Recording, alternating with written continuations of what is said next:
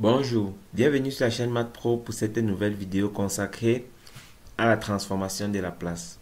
Dans cette vidéo, nous allons effectuer un exercice. L'exercice est le suivant. Déterminer la transformée de Laplace de la fonction trigonométrique définie par f de t égale à cosinus oméga t u de t.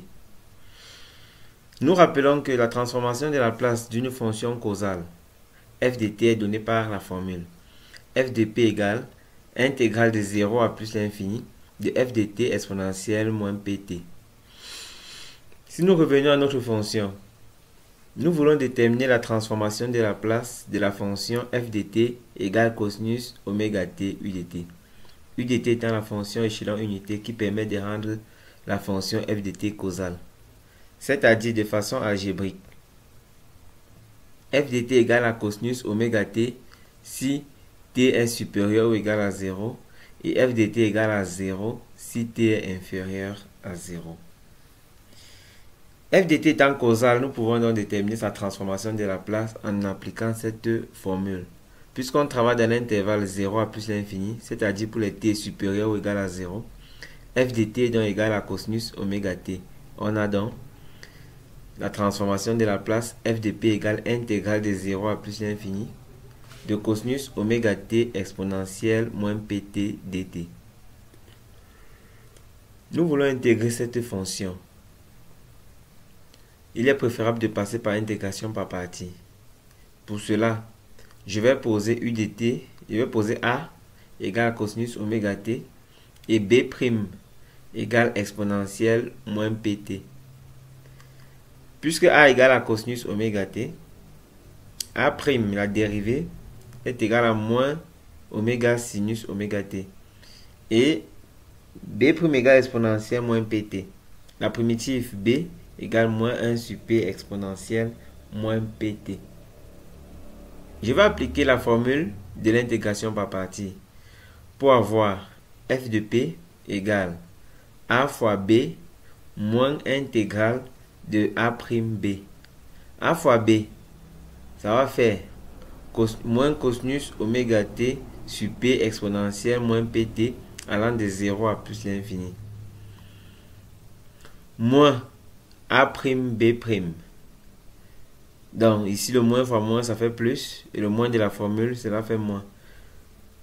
Je mets la constante à l'extérieur, c'est-à-dire oméga sur p. On aura moins oméga sur p intégrale de 0 à plus l'infini de sinus oméga t exponentielle moins pt. Or, nous savons que exponentielle, en remplaçant t par l'infini, exponentielle moins l'infini, c'est 0. Et en remplaçant t par 0, exponentielle 0, c'est 1, cosinus 0, c'est 1. Ce qui fait que l'expression de cette partie-ci, ça va faire 1 sur p. On a donc 1 sur p moins oméga sur p intégrale de 0 à plus l'infini de sinus oméga t exponentielle moins pt. Nous allons encore passer par l'intégration par partie pour intégrer intégrale de 0 à plus l'infini de sinus oméga t exponentielle moins pt dt. Pour cela, on pose a égale sinus oméga t et b' égale exponentielle moins pt. On obtient a' égale la dérivée de a, c'est-à-dire oméga cosinus oméga t. B égale la primitive de b', c'est-à-dire moins 1 sur p exponentielle moins pt.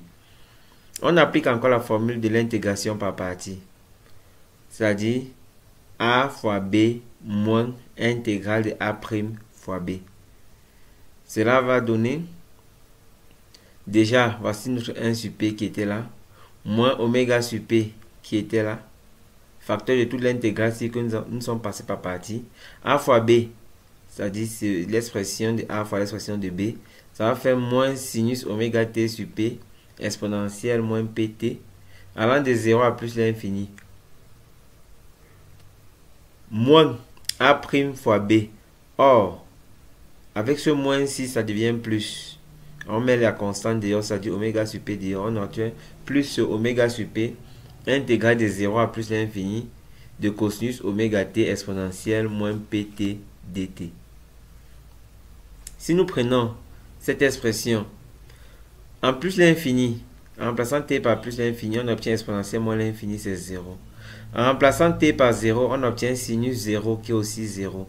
Donc, toute cette expression-ci devient 0.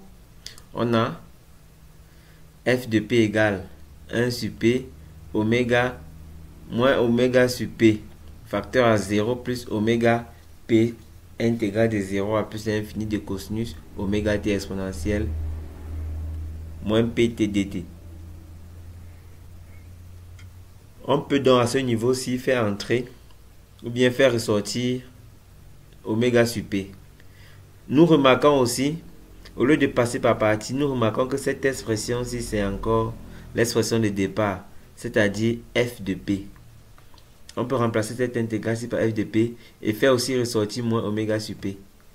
Donc, on va obtenir f de p égale moins 1 sur p, non 1 sur p déjà, moins oméga sur p facteur à oméga sur p. L'intégrale, si nous avons dit que c'est f de p, on remplace cette intégrale par f de p. Si on continue, donc voici l'expression qu'on avait, f de p égale 1 sur p moins oméga sur p facteur à oméga sur p f de p.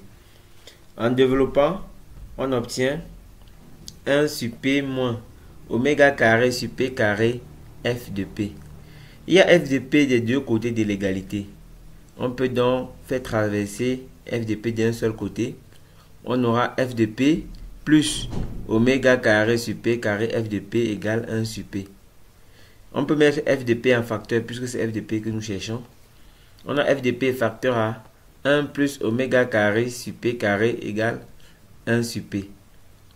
Si on additionne, on obtient f de p facteur à p carré plus oméga carré sur p carré égale 1 sur p. Et on fait traverser cette expression. On obtient f de p égale 1 sur p facteur à p carré sur p carré plus oméga carré. En simplifiant par p, on obtient finalement f de p égale p sur p carré plus oméga carré. En conclusion, la transformation de la place de la fonction f de t égale à cosinus oméga t u de t est la fonction f de p égale p sur p carré plus oméga carré. Voici la transformation de la place de la fonction cosinus oméga t. Un exercice à faire à la maison, déterminer la transformée de la place de la fonction trigonométrique f de t égale sinus oméga t u de t. Merci d'avoir suivi cette vidéo jusqu'à la fin. Je vous prie de liker et d'activer la cloche de notification pour ne pas louper les prochaines vidéos. Merci.